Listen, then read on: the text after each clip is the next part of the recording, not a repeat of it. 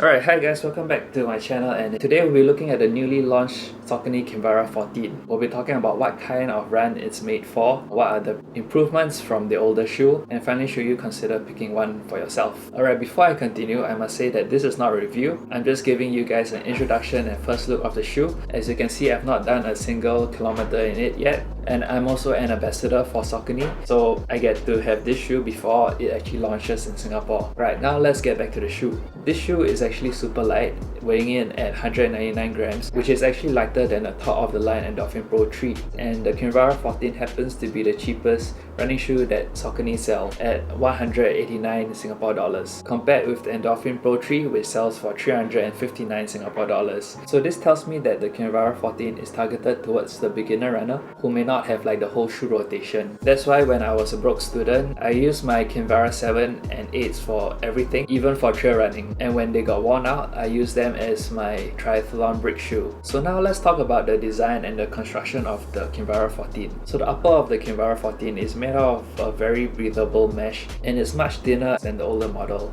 Perfect for someone who lives in a very hot climate or someone who gets very sweaty feet like me. So this shoe also comes with a gusseted tongue, and I especially like that the tongue has a fabric edge rather than the hard plastic one in the Endorphin Pro 3, because the hard plastic edge that the Endorphin Pro 3 has may become an issue when I'm running sockless in the shoe, like for triathlon races. So interestingly, the Kinvara features a pull tab at the back over here, which the Endorphin Pro 3 and the Speed 3 doesn't have. There is also a rigid heel cup at the back. The rigid heel cup extends somewhere halfway up the heel, so this part is flexible.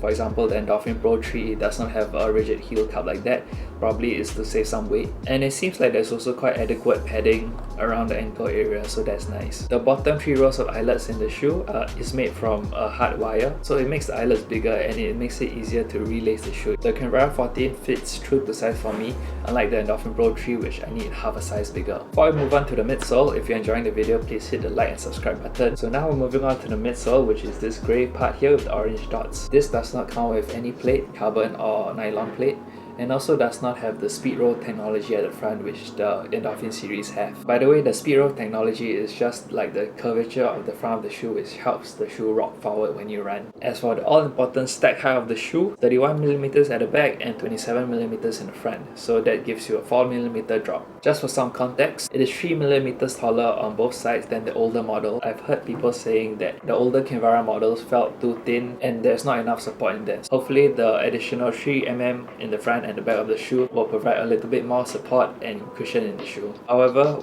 when compared with the super shoe, the Endorphin Pro 3, the Kinvara 14 is still 8.5mm shorter than that, so that just means that the Endorphin Pro 3 is really a super comfortable shoe. So this midsole is made out of Saucony's Power Run foam. This material is supposed to be more durable and more dense than the Power Run PB found in the Endorphin Pro 3. As you can see, Saucony is not afraid to expose all of this midsole at the bottom of the shoe here. As for the Endorphin Pro 3, the Power Run PB midsole needs to be protected by additional rubber because it's not as durable as this Power Run. So without any plate in the midsole of the shoe, the Kinvara 14 is very flexible.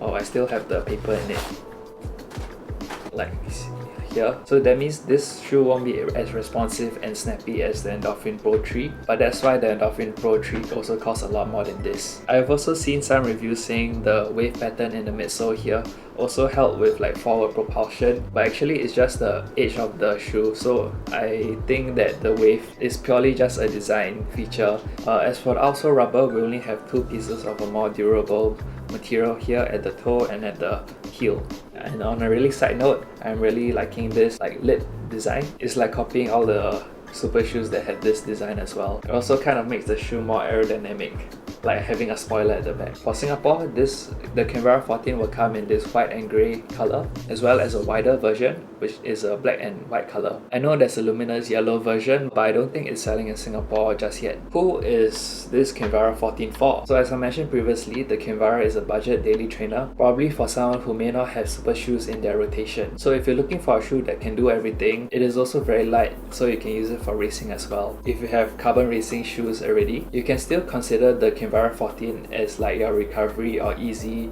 mileage shoe to rack up those zone 2 mileage in, since the Kinvara 14 is the cheapest running shoe Saucony provides. So that means every kilometer you run in the shoe is going to be less expensive than the Endorphin Pro 3s or other super shoes. So hope you guys enjoyed my first look and an introduction to the new Saucony Kinvara 14. I'm pretty excited to start my first run in the shoe after the video. If you're interested to know my thoughts after running in it, do hit the subscribe button, and I'll see you guys again in the next video. Goodbye!